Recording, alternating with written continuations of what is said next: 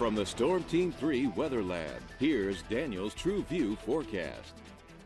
Welcome back, everyone. Well, it's a pretty quiet forecast here across Acadiana. I think the biggest issue we're going to have in the short term is going to be the development of some fog. Already starting to see a little bit of that out across portions of Acadiana. If you look out over towards the east from about the basin out over towards New Orleans, they are under a dense fog advisory for the night. I would not be surprised if we see that starting to pop up here locally by the time we get to tomorrow morning. Still a lot of clouds hanging about across the area. Cloudy, misty outside still as well, not being able to shake a lot of this moisture that we've seen for the last couple of days. No real heavy active rainfall, but again, it has been misty at times. We're starting to see those clouds lower a little bit, visibility getting a little worse off outside. I would imagine that we do continue to see that fog, and that's going to stick around into tomorrow morning. So those of you who are going to be up early for a commute to work, give yourself a little bit of extra time to get from point A to point B, because I imagine visibility will not be the greatest outside tomorrow.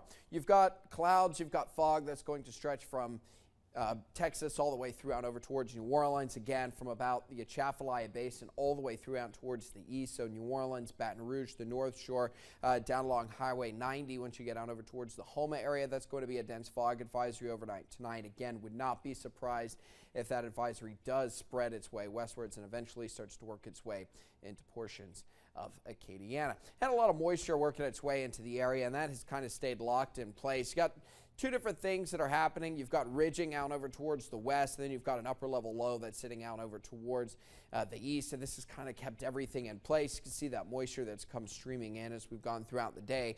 Tomorrow we're going to start seeing a little more surface moisture. The biggest change is also going to be the most subtle. You'll notice that the winds will start to change just a little bit. Instead of being a little more northerly, they'll start to take an easterly component and eventually work their way in out of the south. And if we take that up through the day, that's going to keep the moisture locked in place. Lots of clouds as well all the way through up to Thursday morning. As well, we'll start to see some scattered showers popping up across the area. Let's stop this Thursday right around lunchtime. You see showers popping up across the Gulf Coast. Winds now directly out of the south, bringing a lot of moisture that's going to get set up. And that's just in time for this next front to arrive, which will start to take shape in West Louisiana by about 5 o'clock. Works its way through Acadiana by dinner time, and then it looks like by 10 o'clock this thing's going to be on the other side of the basin. So while it may produce some very gusty winds at times, some very heavy rains at times, it does look like it's moving fast enough that it shouldn't cause too many problems. Not expecting any kind of severe weather. We'll hold on to the clouds for about a day. Friday looks like it's going to be gloomy once again. Winds will start to rush in out of the north. Things will start to get much cooler headed into the weekend. Chilly outside right now, but really not as bad as what it was basically all week last week or what we saw over the weekend. Temperatures are going to be in the mid and upper 50s by early tomorrow morning. I think we stay in the 50s tonight. We may drop another degree or so. That's going to be about it. Upper 60s to maybe low 70s for Wednesday afternoon, Wednesday evening.